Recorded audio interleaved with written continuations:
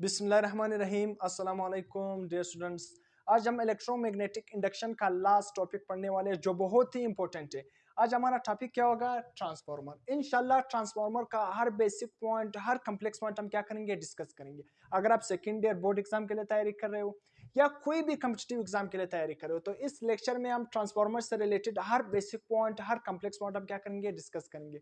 कोई भी ऐसा शॉर्ट क्वेश्चन, कोई भी ऐसा लॉन्ग क्वेश्चन, कोई भी ऐसा एमसीक्यूज अगर ट्रांसफार्मर से रिलेटेड आ गया तो ये लेक्चर देखने के बाद इंशाल्लाह कोई भी एमसीक्यूज, कोई भी शॉर्ट क्वेश्चन, कोई भी लॉन्ग क्वेश्चन आपको कंफ्यूज नहीं करेगा। पहले से ही बोर्ड पर मैंने एक वेल डिफाइंड कंप्रिहेंसिव नोट्स की फॉर्म में लिखा है ताकि आप एक अच्छे बेटर नोट्स भी डेवलप कर सको आपके कम्पिटिटिव एग्जाम के हवाले से या अगर आप सेकेंड ईयर बोर्ड एग्जाम के लिए तैयारी कर रहे हो। तो काइंडली अगर आप चैनल पर नए हो चैनल को सब्सक्राइब कर देना, बेल आइकन की घंटी को पुश कर देना ताकि आपको तमाम आने वाली लेक्चर की नोटिफिकेशन मिल सके। लेक्चर को स्टार्ट करते हैं ट्रांसफार्मर। अब ट्रांसफार्मर दरअसल में है क्या? ट्रांसफार्मर मैंने बहुत ही आसान, बहुत ही सिंपल डेफिनेशन लिखा है कि दरअसल में ट्रांसफार्मर है क्या है। ट्रांसफार्मर क्या है? एक ऐसा डिवाइस यूज्ड टू इंक्रीज और decrease the alternating voltage and alternating current. मतलब ट्रांसफार्मर एक ऐसा डिवाइस है जो अल्टरनेटिंग करंट या अल्टरनेटिंग वोल्टेज को क्या करेगा? या तो इंक्रीज कर देगा या तो डिक्रीज कर देगा। आसान अल्फाज में ट्रांसफार्मर एक ऐसा डिवाइस है जो अल्टरनेटिंग करंट या अल्टरनेटिंग वोल्टेज को क्या करेगा? स्टेप अप करेगा या स्टेप डाउन करेगा। आसान अल्फाज में फिर से बता रहा हूं, स्टेप अप का मतलब क्या है? इंक्रीज करना। स्टेप डाउन का मतलब क्या है? डिक्रीज करना। तो ट्रांसफार्मर एक ऐसा डिवाइस है जो अल्टरनेटिंग करंट या अल्टरनेटिंग वोल्टेज को क्या करेगा? इंक्रीज करेगा या डिक्रीज करेगा। समझ आ गया? तो ये ट्रांसफार्मर की एक बेसिक डिफिनेशन है कि ट्रांसफार्मर एक ऐसा डिवाइस है जो alternating voltage and alternating current को क्या करेगा? या तो इंक्रीज कर देगा या तो डिक्रीज कर देगा। सही है? मतलब ट्रांसफार्मर एक ऐसा डिवाइस है जो अल्टरनेटिंग करंट या अल्टरनेटिंग वोल्टेज को स्टेप अप करेगा या स्टेप डाउन करेगा। स्टेप अप का मतलब क्या है? इंक्रीज करना। स्टेप डाउन का मतलब क्या है? डिक्रीज करना। ये ट्रांसफार्मर का बेसिक डिफिनेशन है। अब इसके बाद क्या है? ट्रांसफार्मर। अक्सर आपके साथ एमसीक्यूज में आता है कि द प्रिंसिपल ऑफ ट्रांसफार्मर, मतलब ट्रांसफार्मर किस उसूल पर वर्क करता है। ट्रांसफार्मर को हमने समझ लिया कि ट्रांसफार्मर एक ऐसा डिवाइस है जो अल्टरनेटिंग वोल्टेज या अल्टरनेटिंग करंट को स्टेप अप करेगा या स्टेप डाउन करेगा। मतलब या तो इंक्रीज करेगा या तो डिक्रीज करेगा। सही है? अब ट्रांसफार्मर का जो बेसिक प्रिंसिपल है, मतलब किस उसूल पर यह वर्क करता है। अब ये किस उसूल पर वर्क करता है, इस पर भी मैंने एक कंप्लीट लेक्चर दिया हुआ है। क्या है? Mutual induction. म्यूचुअल इंडक्शन पर मैंने एक कंप्लीट लेक्चर दिया हुआ है। सही है? म्यूचुअल इंडक्शन क्या है? ट्रांसफार्मर का प्रिंसिपल है। तो ट्रांसफार्मर का प्रिंसिपल क्या है? Mutual induction. म्यूचुअल इंडक्शन का मतलब क्या है? जब आप एक कॉइल में क्या करोगे? करंट, मतलब एक कॉइल है, लेट्स सपोज ये हमारे साथ क्या है? ट्रांसफार्मर का मतलब ये एक कॉइल है, ये क्या है? दूसरा कॉइल। अगर मैं क्या करूंगा? प्राइमरी कॉइल में क्या करता हूं? प्राइमरी कॉइल में फ्लक्स को चेंज करूंगा। जब फ्लक्स चेंज होगा तो मैग्नेटिक फील्ड चेंज होगी। जब मैग्नेटिक फील्ड चेंज होगी तो इंड्यूस ईएमएफ जनरेट होगा। जब इंड्यूस ईएमएफ जनरेट होगा तो इंड्यूस करंट जनरेट होगा। तो आसान अल्फाज में जब क्या होगा? हम प्राइमरी कॉइल में फ्लक्स को चेंज करते हैं तो प्राइमरी कॉइल में फ्लक्स को चेंज करने की वजह से वो क्या होता है? सेकेंडरी कॉइल में करंट इंड्यूस करता है। तो इस कंडीशन को हम क्या नाम देते हैं? Mutual induction. म्यूचुअल इंडक्शन से मतलब क्या है? प्राइमरी कॉइल को आपने क्या किया है? यहां पर अटैच किया है कोई भी एसी सोर्स से। जब प्राइमरी कॉइल को आपने एसी सोर्स से अटैच किया है तो जब आप प्राइमरी कॉइल में फ्लक्स को चेंज करोगे, प्राइमरी कॉइल में फ्लक्स को चेंज करोगे, मैग्नेटिक फ्लक्स को चेंज करोगे, तो उस फ्लक्स की चेंज होने की वजह से सेकेंडरी कॉइल में क्या जनरेट होता है? इंड्यूस करंट जनरेट होता है। तो आसान अल्फाज में मैं यहां पर लिख रहा हूं म्यूचुअल इंडक्शन पर मैंने कंप्लीटली लेक्चर दिया हुआ है। तो यहां पर मैंने बेसिक समझा लिया कि म्यूचुअल इंडक्शन है क्या। तो अगर आप क्या करोगे? मैग्नेटिक फ्लक्स, अगर आप क्या करोगे? आसान अल्फाज में फ्लक्स को चेंज करोगे। जब फ्लक्स को चेंज करोगे तो उसकी वजह से मैग्नेटिक फील्ड चेंज होगी। जब मैग्नेटिक फील्ड चेंज होगी तो उसकी वजह से क्या इंड्यूस होगा? इंड्यूस, उस कॉइल में इंड्यूस ईएमएफ जनरेट होगा। जब इंड्यूस ईएमएफ जनरेट होगा ना, तो इंड्यूस ईएमएफ जनरेट करने की वजह से वहां पर क्या जनरेट होगा? इंड्यूस ईएमएफ क्या जनरेट करेगा? वहां पर इंड्यूस करंट। इंड्यूस करंट, आई का मतलब क्या है? करंट। तो यहां तक ये हो गया म्यूचुअल इंडक्शन का एक बेसिक। जब आप प्राइमरी कॉइल, आसान अल्फाज में जब आप एक कॉइल जो क्या है किसी भी सोर्स से आपने अटैच किया, अगर आप वहां पर क्या करोगे? फ्लक्स को चेंज करोगे तो उस फ्लक्स की चेंज होने की वजह से वो सेकेंडरी कॉइल में क्या जनरेट करवा देता है? करंट जनरेट करवा देता है। सेकेंडरी कॉइल किसी भी चीज के साथ, किसी भी सोर्स के साथ अटैच नहीं होता। तो ये म्यूचुअल इंडक्शन। तो प्रिंसिपल क्या है ट्रांसफार्मर का? Mutual induction. अब इसके बाद क्या है? Transformer does not work on DC. बहुत ही इंपॉर्टेंट बात, एमसीक्यूज में भी आता है, शॉर्ट क्वेश्चन में भी आता है कि ट्रांसफार्मर कभी भी डीसी पर वर्क करता नहीं है। मतलब अगर आप ट्रांसफार्मर को डायरेक्ट करंट दोगे, डीसी का मतलब क्या है डायरेक्ट करंट, अगर आपने ट्रांसफार्मर को डायरेक्ट करंट दे दिया ना तो ट्रांसफार्मर कभी भी ऑपरेट नहीं होगा, ट्रांसफार्मर कभी भी वर्क नहीं करेगा, ट्रांसफार्मर कभी भी वर्क नहीं करेगा। तो याद रखना ट्रांसफार्मर हमेशा क्या होगा, ट्रांसफार्मर हमेशा एसी पर वर्क करता है। ट्रांसफार्मर का जब आप एसी करंट दोगे तब ट्रांसफार्मर वर्क करेगा। अगर आपने ट्रांसफार्मर को डीसी करंट दे दिया तो ट्रांसफार्मर कभी भी वर्क नहीं करता। अब क्यों, क्वेश्चन यहां पर पता है कि ट्रांसफार्मर डीसी पर क्यों ऑपरेट नहीं होता। अगर आप ट्रांसफार्मर को डायरेक्ट करंट दोगे तो वो क्यों वो वर्क नहीं करता, ट्रांसफार्मर क्यों डीसी करंट पर वर्क नहीं करता। याद रखना ट्रांसफार्मर का प्रिंसिपल ज़हन में लाओ। ट्रांसफार्मर का प्रिंसिपल क्या है, म्यूचुअल इंडक्शन। अब अगर यहाँ पर ये क्या है, ट्रांसफार्मर की कंस्ट्रक्शन, अब मैं समझा रहा हूँ। ये ट्रांसफार्मर में हमारे साथ क्या है, ट्रांसफार्मर का ये क्या है, प्राइमरी कॉइल है, ये ट्रांसफार्मर का सेकेंडरी कॉइल है, और ये दरमियान में जो है ये सॉफ्ट आयरन कोर है। सही है, ट्रांसफार्मर के अंदर जो दरमियान में पड़ा रहता है वो सॉफ्ट आयरन कोर है, और ये हमारे साथ प्राइमरी कॉइल है, और ये क्या है, सेकेंडरी कॉइल। ये क्या है, ट्रांसफार्मर की कंस्ट्रक्शन में क्या आ रहा है, तीन चीजें, primary coil, secondary coil, soft iron core. इसको मैं डिटेल से भी समझाने वाला हूं। अब मैं ये समझा रहा हूं कि ट्रांसफार्मर डीसी पर क्यों ऑपरेट नहीं होता, ट्रांसफार्मर डीसी पर क्यों वर्क नहीं करता। याद रखना ट्रांसफार्मर इसलिए डीसी करंट पर वर्क नहीं करता क्योंकि अगर आप यहां पर मैंने प्राइमरी कॉइल को क्या किया, डीसी करंट से अटैच कर दिया। अगर मैंने प्राइमरी कॉइल को डीसी करंट से अटैच कर दिया तो याद रखना डायरेक्ट करंट ऐसा करंट है जिसकी मैग्नीट्यूड चेंज नहीं होती, जिसकी पोलरिटी फिक्स होती है। तो इसी वजह से जब मैं प्राइमरी कॉइल के साथ इसको अटैच करूंगा, डायरेक्ट करंट को अटैच करूंगा, तो डायरेक्ट करंट की मैग्नीट्यूड चेंज नहीं होगी। जब मैग्नीट्यूड चेंज नहीं होगी तो इसका मतलब क्या हो गया, मैग्नेटिक फ्लक्स चेंज नहीं हो रहा है। जब मैग्नेटिक फ्लक्स चेंज नहीं होगा तो सेकेंडरी कॉइल में करंट ही इंड्यूस नहीं होगा। तो जब सेकेंडरी कॉइल में करंट ही इंड्यूस नहीं होगा तो ट्रांसफार्मर वर्क भी नहीं करता। तो इसी वजह से ट्रांसफार्मर डीसी पर वर्क नहीं करता। क्यों, अगर अब मैंने प्राइमरी कॉइल को डायरेक्ट करंट से अटैच कर दिया तो इसी वजह से डायरेक्ट करंट एक ऐसा करंट है जिसकी पोलरिटी फिक्स है, जिसका डायरेक्शन फिक्स है, जिसका मैग्नीट्यूड फिक्स है, चेंज नहीं होता है। जब चेंज नहीं होगा तो मैग्नेटिक फ्लक्स चेंज नहीं होगा, जब मैग्नेटिक फ्लक्स चेंज नहीं होगा तो मैग्नेटिक फील्ड चेंज नहीं होगा, जब मैग्नेटिक फील्ड चेंज नहीं होगा तो इंड्यूस ईएमएफ जनरेट नहीं होगा, जब इंड्यूस ईएमएफ जनरेट नहीं होगा तो इंड्यूस करंट ही जनरेट नहीं होगा सेकेंडरी कॉइल में, तो ट्रांसफार्मर वर्क भी नहीं करता। तो इसी वजह से ट्रांसफार्मर डीसी पर वर्क नहीं करता।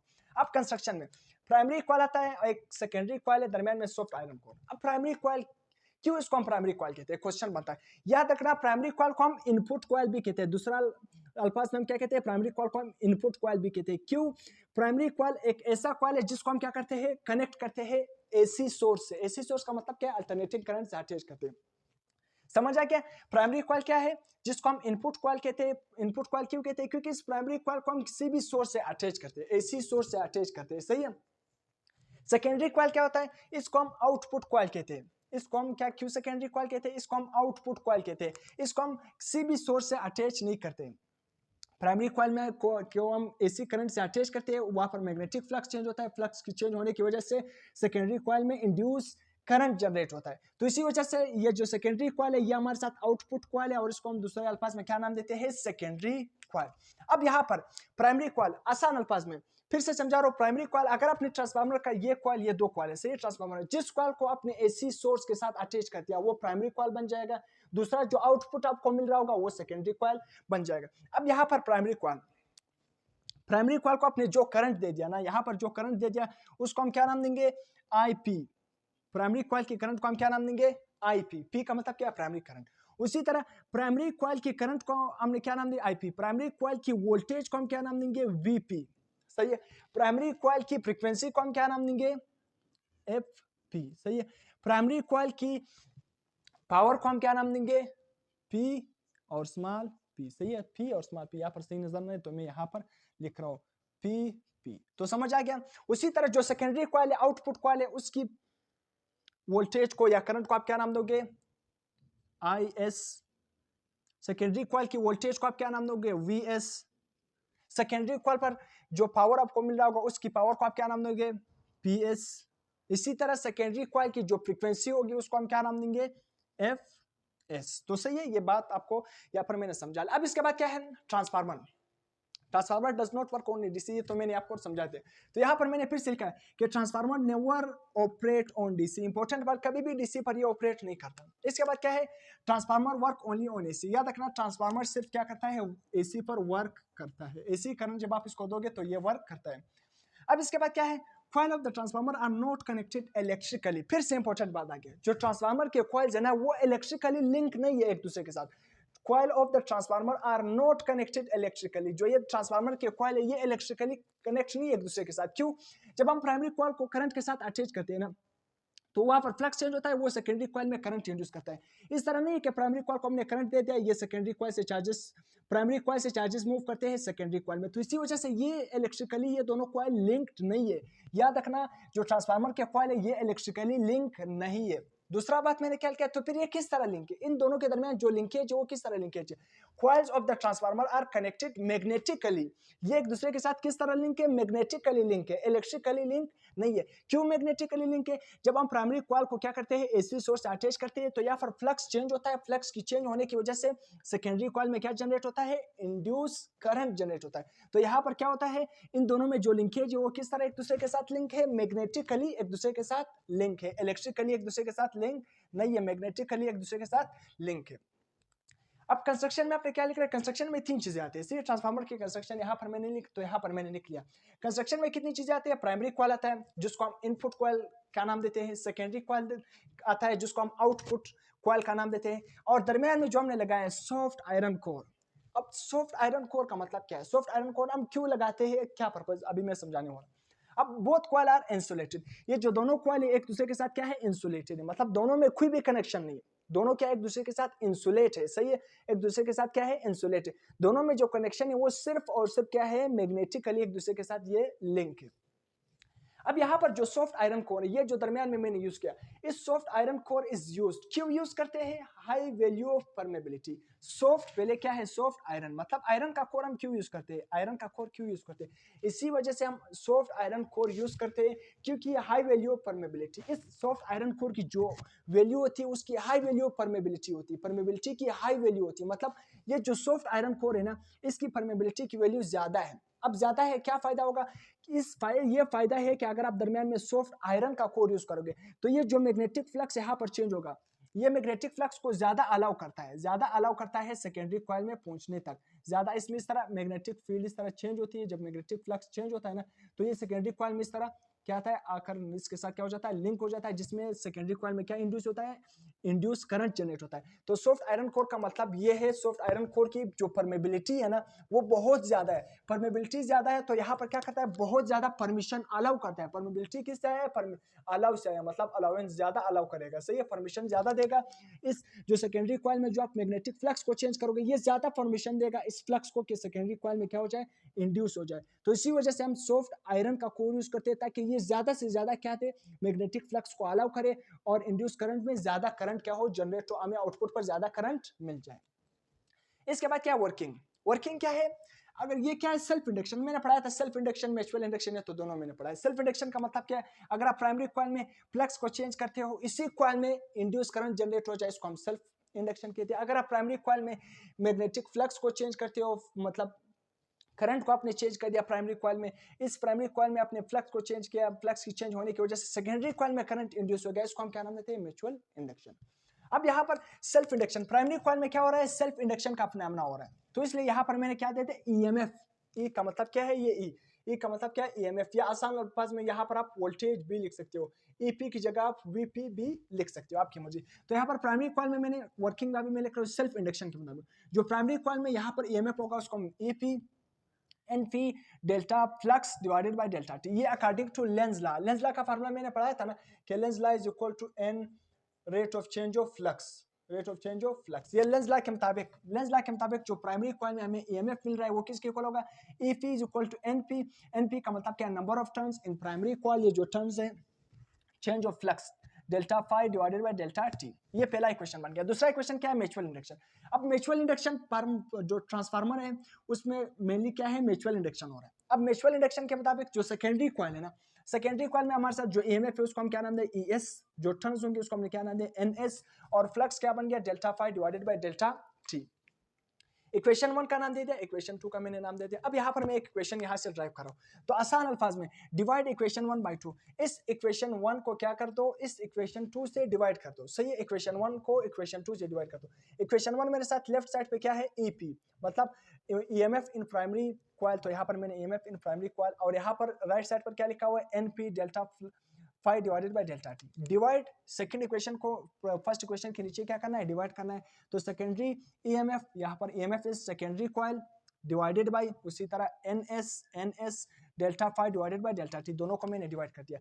जो एन डेल्टा मतलब rate of change of flux, ऊपर वाला rate of change of flux नीचे वाला, ये दोनों क्या हो गए, कैंसिल। क्या बच गया, EMF in primary coil, EMF in secondary coil, number of turn of primary coil, number of turns of secondary coil. तो यहाँ पर मैंने लिख लिया EMF in primary coil is equal to EMF in secondary coil is equal to EMF number of turns in primary coil, number of turns in secondary coil. इनका मतलब क्या है, नंबर ऑफ टर्न्स।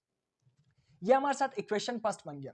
अब हम 2-3 इक्वेशन यहां से drive करने में, इक्वेशन फर्स्ट ये बन गया। या आसान अल्फाज में कुछ बुक में इसको इस तरह भी लिखा है, Vp divided by Vs is equal to Np divided by Ns। तो ये क्या बन गया, या आप इस तरह लिखो ईएमएफ किसको, यहाँ पर मैंने पहले ही बता दिया, ईएमएफ की जगह आप Vp भी लिख सकते हो, सही है। ई जिस तरह मैंने यहाँ पर लिखा ईएमएफ इन प्राइमरी कॉइल, या आप इसको इस तरह भी लिख सकते हो वोल्टेज इन प्राइमरी कॉइल, दोनों क्या है, सेम। ये equation EMF in primary coil divided by EMF in secondary coil is equal to number of turn of primary coil, number of turn of secondary coil, या आप दूसरे अल्फाज में इसको आप इस तरह लिखो, voltage in primary coil, voltage in secondary coil is equal to number of primary turn divided by number of secondary turn। अब यहाँ से एक इंपॉर्टेंट बात, सिर्फ एक ही बात, इसके बाद हम नेक्स्ट पॉइंट पढ़ने वाले। जो आपके साथ EMF है ना, यहाँ पर प्राइमरी EMF आ रहा है और प्राइमरी नंबर ऑफ टर्न आ रहा है, नीचे देखो सामने सामने secondary number of secondary EMF आ रहा है, EMF इन सेकेंडरी कॉइल, और सेकेंडरी नंबर ऑफ टर्न आ रहे हैं, मतलब दोनों क्या है, सेम सेम आ रहे हैं। तो याद रखना यहाँ पर क्या है, ईएमएफ का नंबर ऑफ टर्न के साथ कौन सा रिलेशन है, डायरेक्ट रिलेशन। ईएमएफ क्या है, ऊपर भी प्राइमरी आ रहा है और ईएमएफ आ रहा है, और ऊपर देखो प्राइमरी नंबर ऑफ टर्न आ रहा है, नीचे क्या है, सेकेंडरी ईएमएफ आ रहा है या सेकेंडरी वोल्टेज आ रहा है, नीचे भी क्या है, सेकेंडरी नंबर ऑफ टर्न आ रहा है। तो याद रखना ईएमएफ का नंबर ऑफ टर्न के साथ कौन सा रिलेशन है, डायरेक्ट रिलेशन है। या आप दूसरे अल्फाज में कह सकते हो वोल्टेज का नंबर ऑफ टर्न के साथ कौन सा रिलेशन है, डायरेक्ट रिलेशन। जितना नंबर ऑफ टर्न ज्यादा होंगे उतनी आपके साथ क्या होगा, वोल्टेज ज्यादा होगा। नंबर ऑफ टर्न को कम कर दोगे, वोल्टेज क्या होगा, कम होगा। अब इस पॉइंट को आपने याद रखना है, आगे हम ट्रांसफार्मर के टाइप्स पढ़ने वाले हैं, step up and step down, इस पॉइंट को आपने याद रखना है। तो इस पॉइंट को आप नोट कर सकते हो, उसके बाद हम नेक्स्ट पॉइंट पढ़ने वाले। अब हम ट्रांसफार्मर के टाइप्स पढ़ेंगे, आइडियल ट्रांसफार्मर के बारे में पढ़ेंगे। मेनली ये ट्रांसफार्मर का उसी तरह प्राइमरी कॉइल, ये क्या है, सेकेंडरी कॉइल, प्राइमरी कॉइल और सेकेंडरी कॉइल, ये क्या है, दरमियान का सॉफ्ट आयरन कोर। अब आइडियल ट्रांसफार्मर है क्या, बात याद रखना, आइडियल, जिधर भी लफ्ज आइडियल आ जाए, एक बात आपने याद रखना है, लफ्ज आइडियल आ जाए इसका मतलब क्या है, हाइपोथेटिकल, मतलब रियल में ये एग्जिस्ट नहीं करता, आइडियली ये एग्जिस्ट करता है, मतलब ये रियल वर्ल्ड में एग्जिस्ट नहीं करता। जिस तरह हम कहते हैं हाइपोथेटिकल गेस, आइडियल गेस, मतलब ये क्या है, आइडियल ट्रांसफार्मर है, जो रियल एक्चुअल ट्रांसफार्मर नहीं है, एक किस्म का आइडियल ख्याली ट्रांसफार्मर। आइडियल ट्रांसफार्मर एक ऐसा ट्रांसफार्मर है जिसमें जो पावर इनपुट का पावर होगा वो किसके इक्वल होगा, आउटपुट का पावर। मतलब आइडियल ऐसा ट्रांसफार्मर है जिसमें पावर लॉसेस क्या होगी, कोई भी पावर लॉस, मतलब पावर, जो पावर लॉस होगी वो क्या होगी, पावर लॉस इसमें क्या होगी, जीरो, कोई भी पावर लॉस इसमें नहीं होगी। तो आइडियल ट्रांसफार्मर में जब पावर लॉस नहीं होगी तो हम कहेंगे कि इनपुट पावर किसकी इक्वल है, आउटपुट पावर। हमने कहा कि इनपुट पर जो पावर का फार्मूला क्या है, यहाँ पर जो हम यूज करेंगे, यहाँ पर लिखो power is equal to V I. वैसे पावर पर मैंने कंप्लीट लेक्चर दिया है, बहुत सारे फार्मूले, मगर बेसिक जो पावर का फार्मूला यहाँ पर हम यूज करने वाले वो कौन सा है, power is equal to V I. तो यहाँ पर पावर इनपुट मैंने दिया कि जब प्राइमरी कॉइल, ये मेरे साथ प्राइमरी कॉइल है, तो प्राइमरी कॉइल की पावर को हम क्या नाम देते हैं, इनपुट पावर। सेकेंडरी कॉइल की पावर को हम क्या नाम देते हैं, आउटपुट पावर। तो यहाँ पर प्राइमरी पावर की जगह मैं इस तरह भी लिख सकता हूँ ना, पावर किसकी इक्वल है, वी आई। तो यहाँ पर मैं क्या लिख सकता हूँ, power of primary V P और आई पी। उसी तरह आउटपुट पावर को मैं किस तरह लिख सकता हूँ, V S I S. Power का फॉर्मूला क्या है, V I, voltage into current. तो यहाँ पर मैंने आउटपुट पावर की जगह क्या लिख लिया, Vs into I S. Input power की जगह क्या लिख लिया, Vp Ip। अब यहाँ पर मैंने एक रेशियो बनाना है, रेशियो किस तरह बनाऊंगा, सिंपल, ये Vs है ना, वोल्टेज ऑफ सेकेंडरी कॉइल, तो यहाँ पर प्राइमरी कॉइल, ये जो वोल्टेज है ना Vp है ना, ये इस साइड यहाँ पर मल्टीप्लाई है प्राइमरी करंट के साथ, दूसरी साइड पर जाकर ये क्या हो जाएगा, Vs पर क्या हो जाएगा, डिवाइड। तो Vs डिवाइडेड बाई Vp।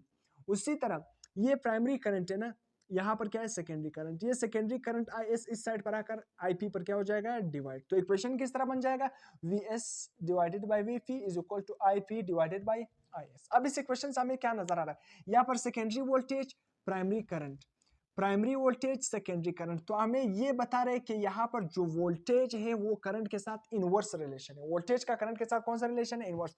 तो ये इक्वेशन, ये सेकंड इक्वेशन आ गया। इससे पिछले बोर्ड में मैंने एक इक्वेशन ड्राइव किया था, जो फर्स्ट इक्वेशन आया था वहां पर ईएमएफ और टर्न्स मतलब वोल्टेज और टर्न रेशियो के दरमियान मैंने एक रिलेशन ड्राइव किया था। अब ये सेकंड रिलेशन है वोल्टेज और करंट के दरमियान रिलेशन। तो यहाँ पर मैं कह सकता हूँ कि वोल्टेज का करंट के साथ कौन सा रिलेशन है, इनवर्स रिलेशन है। इस इक्वेशन के मुताबिक यहाँ पर सेकेंडरी वोल्टेज, यहाँ पर प्राइमरी करंट, प्राइमरी वोल्टेज यहाँ पर क्या आ रहा है, सेकेंडरी करंट। तो ये क्या है, इनवर्स रिलेशन है। तो वोल्टेज का करंट के साथ कौन सा रिलेशन है, इनवर्स रिलेशन है। ये ट्रांसफार्मर का सेकंड इक्वेशन है। फर्स्ट इक्वेशन मैंने क्या निकाला था, primary voltage divided by secondary voltage is equal to primary number of turn divided by secondary number of turn. तो primary voltage primary number of turn, secondary voltage secondary number of turn. मतलब इस equation हम ये equation हमें ये बता रहे हैं कि वोल्टेज का नंबर ऑफ टर्न के साथ कौन सा रिलेशन है, डायरेक्ट रिलेशन है। अब इसके बाद क्या है, इन इक्वेशन को ना, अब यहाँ पर मैं इन दो इक्वेशन को कंपेयर करूंगा, एक तीसरा इक्वेशन निकालूंगा, बहुत ही आसान। यहाँ पर आपको नजर आ रहा है वीएस डिवाइडेड बाय वीपी किसके इक्वल है, primary current into secondary current. उसी तरह इस इक्वेशन को देखो, वीपी डिवाइडेड बाय वीएस किसके इक्वल है, NP divided by N S. तो इन दोनों इक्वेशन को जब मैं कंपेयर करूंगा, इसका लेफ्ट साइड ये है, लेफ्ट साइड किसके इक्वल है, आईपी डिवाइडेड बाय आईएस। इसका लेफ्ट साइड किसके इक्वल है, VP divided by VS equal to NP divided by NS. तो इसका लेफ्ट साइड इसके इक्वल है। इस इक्वेशन को मैं इस तरह भी लिख सकता हूं ना, देखना, इस इक्वेशन को ना मैं इस तरह भी लिख सकता हूं ना कि यहाँ पर V is direct proportional to number of turn. मैं यहाँ पर लिख रहा हूँ कि voltage is direct proportional to number of turn. इस इक्वेशन के मुताबिक कि हमें ये रिजल्ट दे रहा है। इस इक्वेशन को मैं इस तरह भी लिख सकता हूँ ना, Vp divided by Vs divided by Vp is equal to Ns divided by Np। इस इक्वेशन को इस फॉर्म में भी लिखो। ऊपर मैंने सेकेंडरी वोल्टेज लिख लिया, तो यहाँ पर भी सेकेंडरी नंबर ऑफ टर्न आएंगे। नीचे प्राइमरी वोल्टेज लिख लिया, यहाँ पर भी क्या है, प्राइमरी नंबर ऑफ टर्न आएगा। इसलिए ये मैंने लिख इस इक्वेशन को देखो, Vs डिवाइडेड बाय Vp, इस यहाँ पर भी मैंने क्या लिख लिया, Vs डिवाइडेड बाय Vp। इसी इक्वेशन को मैंने सिर्फ अरेंज करके लिख लिया। अब देखो इसका left side Vs divided by Vp किसके इक्वल है, Ip डिवाइडेड बाय S। इस फर्स्ट इक्वेशन का Vs डिवाइडेड बाय Vp, ये जो लेफ्ट साइड है ये किसके इक्वल है, Ns डिवाइडेड बाय Np। अगर इन दोनों का लेफ्ट साइड इक्वल है तो उनका राइट साइड भी क्या हो जाएगा, equal.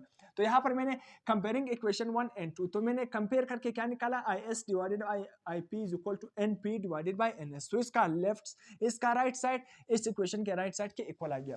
Ip divided by Is divided by Ip is equal to Np divided by Ns। तो secondary current divided by primary current, primary number of turn divided by secondary number of turn.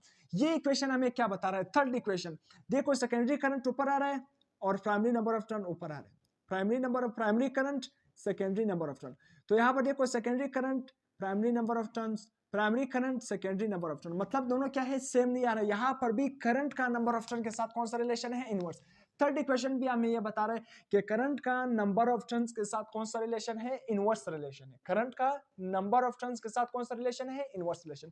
First equation, ये first equation ये था, ये second equation और ये third equation हमने निकाल दिया। अब आपके कॉम्पिटिटिव एग्जाम के हवाले से ना अक्सर आता है कि ट्रांसफॉर्मेशन रेशियो पर क्यों होता है कि ट्रांसफॉर्मेशन रेशियो इज 2:1 या 20, जिस तरह यहाँ पर मैंने लिख लिया 20:1 या कुछ लिखा होता है 30:1। तो ट्रांसफॉर्मेशन रेशियो का मतलब क्या है, NS divided by NP। Transformation ratio अक्सर स्टूडेंट ये समझते हैं कि ट्रांसफॉर्मेशन रेशियो का मतलब क्या है, NP डिवाइडेड बाय NS, मगर ये गलत है। ट्रांसफॉर्मेशन रेशियो का मतलब क्या है, secondary number of turn divided by primary number of turn. सही है। तो ट्रांसफॉर्मेशन रेशियो का मतलब क्या है, NS divided by NP।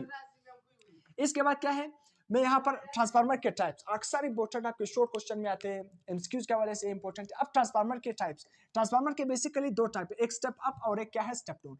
Step up transformer, ये स्टेप अप, और स्टेप अप का मतलब क्या है, इंक्रीज करना, स्टेप डाउन का मतलब क्या है, डिक्रीज करना। तो स्टेप अप ट्रांसफार्मर, ये स्टेप अप ट्रांसफार्मर, ये नाम हमने स्टेप अप और स्टेप डाउन किसके बुनियाद पर दिया है, वोल्टेज के बुनियाद पर दिया है, वोल्टेज के बुनियाद पर। स्टेप अप ट्रांसफार्मर का मतलब क्या है, ऐसा ट्रांसफार्मर जो वोल्टेज को स्टेप अप करेगा।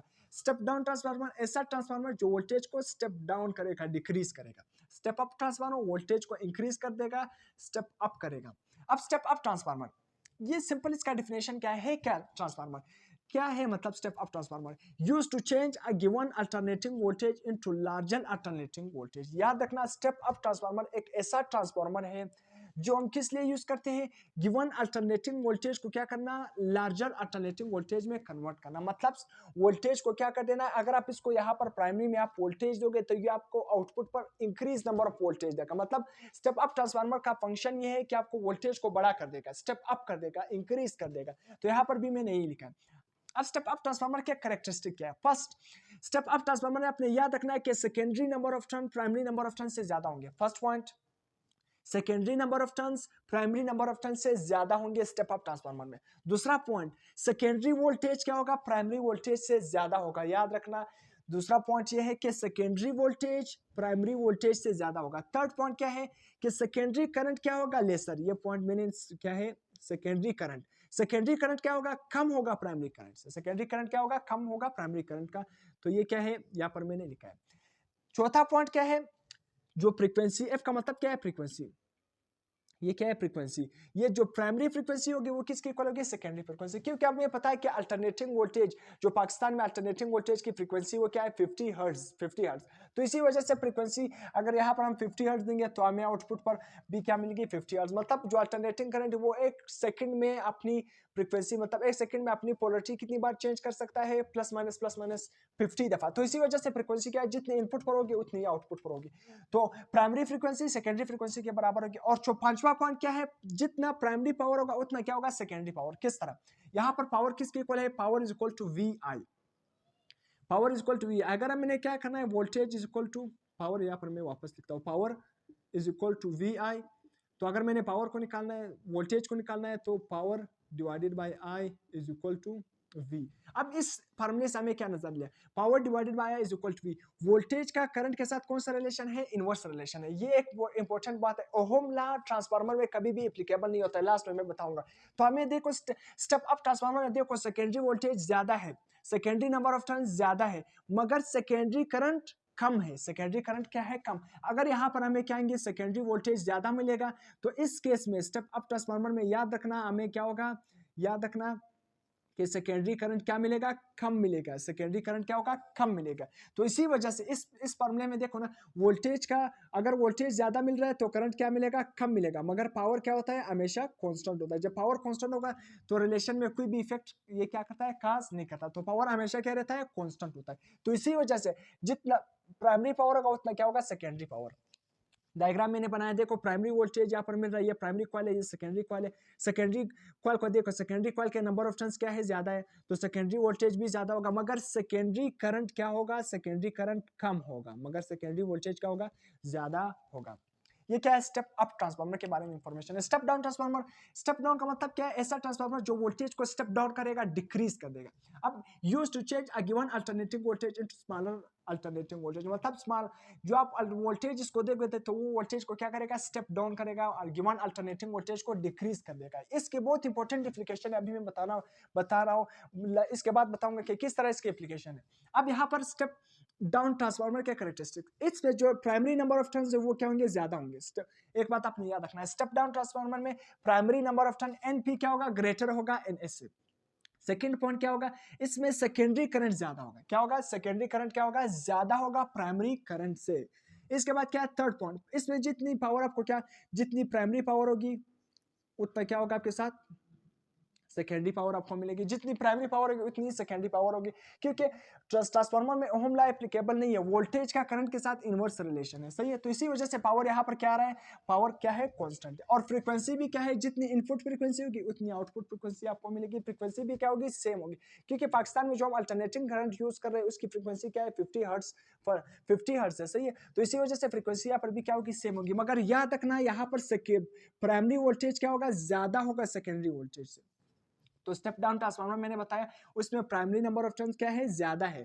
तो जब प्राइमरी नंबर ऑफ टर्न्स ज्यादा है तो यहाँ पर प्राइमरी वोल्टेज ज्यादा होगा, मगर सेकेंड यहाँ पर प्राइमरी वोल्टेज भी क्या होगा, ज्यादा होगा। मगर करंट क्या होगा, करंट सेकेंडरी करंट क्या होगा, ज्यादा होगा। सेकेंडरी करंट क्या होगा, ज्यादा होगा। स्टेप डाउन ट्रांसफार्मर में अब फिर से बता रहा हूँ, प्राइमरी नंबर ऑफ टर्न्स क्या होंगे, ज्यादा होंगे। उसी तरह प्राइमरी वोल्टेज भी क्या होगा, ज्यादा होगा सेकेंडरी वोल्टेज से। उसी तरह इसमें सेकेंडरी करंट क्या है, ज्यादा है प्राइमरी करंट से। फ्रीक्वेंसी और पावर उसी तरह क्या है, सेम है। अब इसके बाद इसका डायग्राम क्या है, ये डायग्राम देखो, जो देखो सेकेंडरी क्या है, सेकेंडरी नंबर ऑफ टर्न भी क्या है, ज्यादा है, मतलब एनपी, प्राइमरी, सॉरी मैं सेकेंडरी की बात कर रहा हूँ। स्टेप डाउन ट्रांसफार्मर में जो एनपी है ना, देखो एनपी क्या है, ज्यादा है। प्राइमरी नंबर ऑफ टर्न क्या है, ज्यादा है। प्राइमरी नंबर ऑफ टर्न क्या है, ज्यादा है। सेकेंडरी नंबर ऑफ टर्न क्या है, कम। सही है, ये ट्रांसफार्मर का एक सेकेंडरी जो आपके साथ स्टेप डाउन ट्रांसफार्मर का क्या है, डायग्राम है। अब ओहम लॉ, ट्रांसफार्मर में आपने एक बात याद रखना है कि ohm law is not applicable on transformer. Transformer में कभी भी ओहम लॉ एप्लीकेबल नहीं है। ओहम लॉ हमने क्या पढ़ा था, एक डिटेल लेक्चर मैंने ओहम लॉ पर दिया भी है। वहां पर ओहम लॉ के मुताबिक V is equal to I R, voltage का करंट के साथ डायरेक्ट रिलेशन है। अगर आप वोल्टेज को बढ़ा दोगे तो करंट भी क्या हो जाएगा, बढ़ जाएगा। वोल्टेज को कम कर दोगे तो करंट भी क्या हो जाएगा, कम हो जाएगा। मगर ट्रांसफार्मर में ये रिलेशन एप्लीकेबल नहीं है। ट्रांसफार्मर में वोल्टेज का करंट के साथ कौन सा रिलेशन है, इनवर्स रिलेशन है। अगर आप वोल्टेज को बढ़ा दोगे तो करंट क्या हो जाएगा, कम। अगर आप वोल्टेज को कम कर दोगे तो करंट क्या हो जाएगा, बढ़ जाएगा। ट्रांसफार्मर में ओहम लॉ एप्लीकेबल नहीं है, ये बात आपने याद रखना है। तो यहाँ तक हमने step up step down transformer कुछ और कैरेक्टरिस्टिक पढ़ लिए। तो यहाँ इसको आप स्क्रीन शॉट कर सकते हैं, उसके बाद हम कुछ नेक्स्ट पॉइंट क्या करेंगे, डिस्कस कर देंगे।